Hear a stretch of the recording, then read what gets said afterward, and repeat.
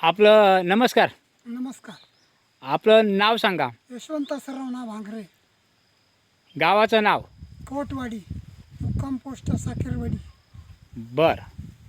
तर जिल्हा अकोला.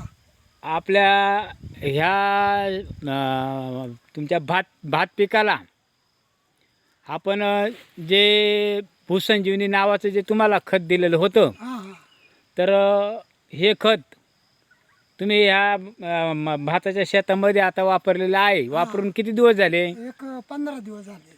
15 दिवस. मला वाटतं 15 का 20 दिवस झाले असतील. 15 दिवस झाले असते. बरं.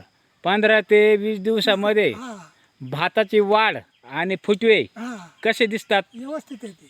बरं. अजून भाताचा कलर कसा आहे? चांगलं आहे, निळं आहे अजून. निळा काळोखी चांगली दिसते, काळोखी चांगली. पूर्ण हिरवगार दिसतं. हा. हां पूर्ण आहे. मग आतापर्यंत तुम्ही या शेतामध्ये नेहमी जे भात पीक घेता हां.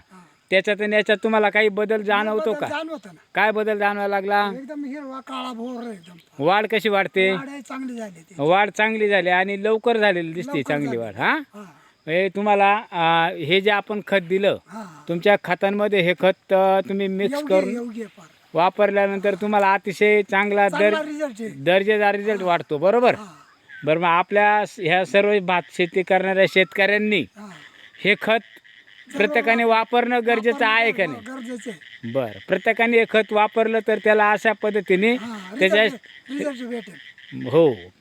चालेल. ठीक आहे. हां धन्यवाद. धन्यवाद. ओके. ओके.